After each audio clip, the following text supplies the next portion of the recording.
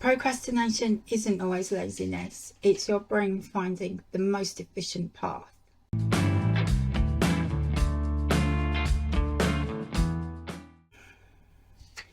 When we perceive an emotional threat, and that can be different for everybody, a very old part of our brain kickstarts the survival response or the stress response. And you kind of have four options. You have fight, flight, freeze, or fawn. People pleasing is the fawn one, and I've spoken about that before. I'll pop a link to the video to it if you want to watch that.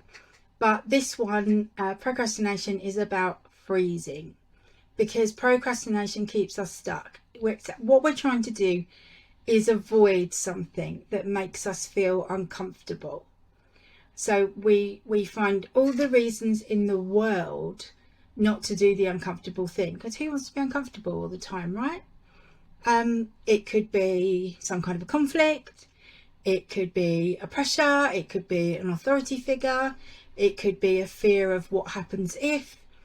So our bodies, our brains, just take us into that survival mode so that we can try and survive the situation. And sometimes it's freeze, which is procrastination or avoidance, and we just don't do anything. We just sit there. For me, I have a chronic health condition, which means I need at least 2 blood tests every year. I find blood tests really difficult. I have type 1 diabetes. I've self-injected for years. I don't trust other people coming at me with a needle. I don't have particularly brilliant veins, so the process is not pleasant for me. And I remember an experience when I was about 12, when I was in hospital. I was diabetic by then. I was in hospital, I believe, having my tonsils out, and I had a drip in one arm, in the vein, like in your elbowy bit, and in the other arm they kept taking blood every 4 hours, to the point where I was literally like a pincushion and didn't feel like I had any blood left.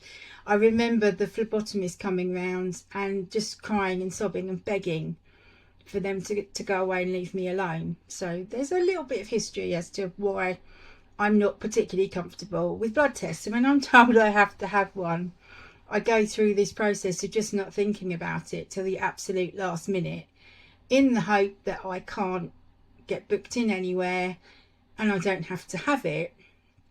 But invariably they fit me in. And then I have to go through with it. But I will procrastinate until the last moment, because for me it's so uncomfortable. I don't want to have it done. We've all got things like that that make us feel uncomfortable, that we don't want to do. But staying stuck, frozen, isn't going to help us. If that's our only strategy, no strategy works in every single situation. We have to know when is the right time to use that strategy, when to freeze. It can be really helpful in some situations to freeze, because it gives you a minute to pause and think about things. I have gone blank at some point in every single job interview I've ever had, and it used to really stress me out. But then I decided what I was going to do. If I was going to have this momentary brain freeze, I would say something like, "I'm really sorry, could you repeat the question?" Because I didn't need them to repeat the question. I needed time to stop my brain going into fight, flight, or freeze, or fawn, because that shuts down your higher brain function. You kind of need that when you're in a job interview. So that's my way of managing that particular freeze. But that was actually quite helpful, because I was feeling overwhelmed by the pressure of the situation and maybe the people that I was with. So just taking a moment for myself, that procrastination moment came in really, really handy.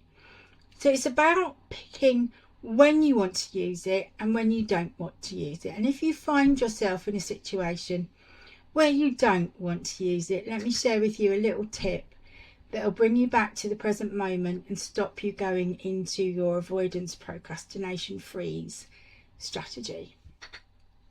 So it doesn't matter if you're standing, sitting, wherever you are, you can do this. and nobody will know that you're doing it. That's the other good thing about this one.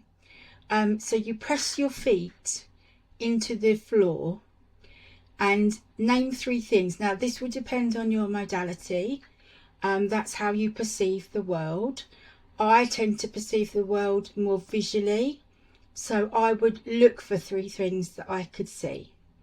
If I was more auditory, then I would describe 3 things that I can touch. No, that's kinesthetic. Let's try that again. If I was more auditory, if my modality was auditory, I would name 3 things I can hear.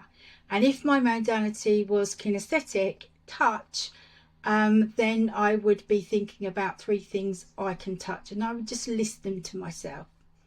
Now the pressing of your feet literally grounds you in the moment, and the naming of the 3 things you can see or hear or feel again reinforces that you're in that particular moment, and you can't go into the stress response if you are in the moment. If you're going to take me up on that tip, brilliant. Practice a little bit in situations where it's not particularly important. If you try and do something for the first time in a high stakes situation, it's probably not going to work, and you're probably going to say, well, that was crap. But if you practice in situations where you are fairly emotionally comfortable, and it kind of matters, it doesn't matter if it doesn't work at that moment, you're going to have more success. And then the more you practice it in safe situations, it becomes like a muscle memory for your brain, and you'll find yourself doing it without even noticing, so you don't even have to think about it anymore. Procrastination can be a sign that your brain is trying to find the most energy efficient part. It doesn't mean you're lazy, it doesn't mean you're avoidant, unless that's your only strategy, because it won't work for everything. It has its place in your toolkit of strategies for managing situations. If you want more of this sort of thing, come and hang out in the Becoming Hive, my free Facebook community for quietly rebellious introverted women over 40. There's a link below. In the Becoming Hive, we talk real strategies, no fluff, no bullshit. You could also like this video, comment on this video, and subscribe to this channel. Dust off your throne and polish your crown, Queen, because when you are well, the whole hive thrives. Until next time, swear softly, rebel radiantly, and buzz bravely.